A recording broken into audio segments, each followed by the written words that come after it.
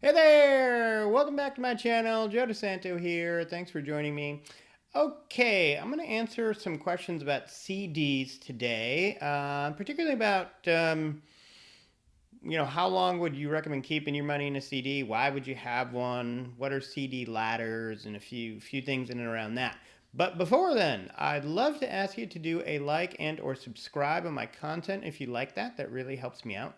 And also, I want to mention if you are looking to get your head wrapped around personal finance and learn how to do personal finance in the right way from top to bottom, I offer a course called Personal Finance Mastery.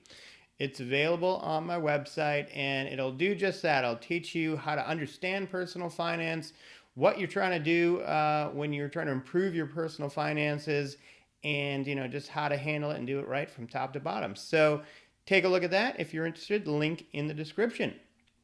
Okay. CDs. So, well, what is a CD? It's a certificate of deposit, and it's essentially, you might say, like a high yield savings account, but it has the distinction that you lock up your funds for a period of time. It could be 3 months, 6 months, a year.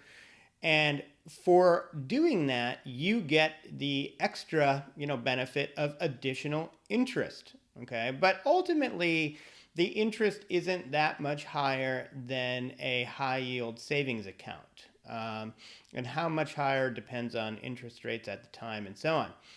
Now, why would you have a CD? Well, CDs generate spendable income. At the end of that term, whatever your interest is, say you put $100,000 in there and the rate was 5%, you are going to get $5,000 credited to your account by the end of that year, say, if it's a year-long CD. You might actually get interest credited monthly.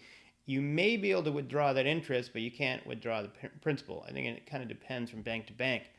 But the problem with that is the question of, am I getting enough interest for my money? And that depends on your age, where you are in sort of the savings and or retirement world, and like what your needs are to generate spendable cash from your investable capital. So I think you find more likely retirees kind of doing CDs as a real income generation strategy.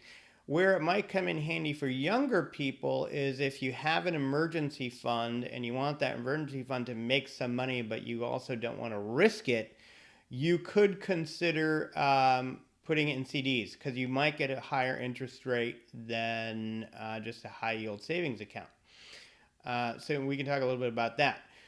So let's talk actually a little bit about ladders. So what ladders are? So ladders are, say you have, a 1 year CD and it has a good rate and you have $100,000. Well, what you might do is consider taking $25,000 chunks and buying that 1 year CD every 3 months so that you make 4 CD purchases over the course of the year, and then in the following quarter, one of them is actually relinquishing the cash. So this is a strategy to get the rate while not necessarily tying up all the money for the specific period of time.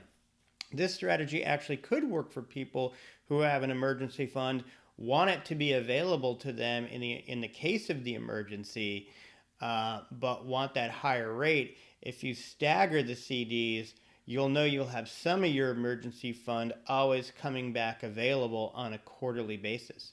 The other thing about ladders is you kind of like our interest cost average or rate averaging into CDs. So rates might be, will be different over time. They'll go up and down.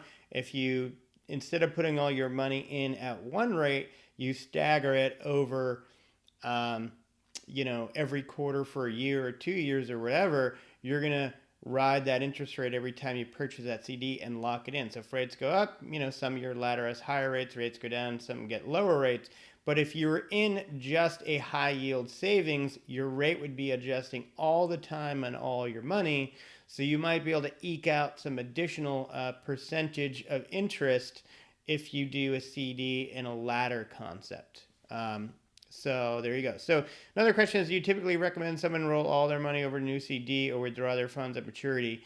Again, it kind of depends on what your goal is. If you know you have this pot of money and you're not going to spend it, it's only for interest generation, spendable interest income, then yeah, I would roll it over. Or, you would do the ladder strategy. If it's an emergency fund, I guess I like the ladder strategy a little bit better because you always have some money kind of being available, on hand.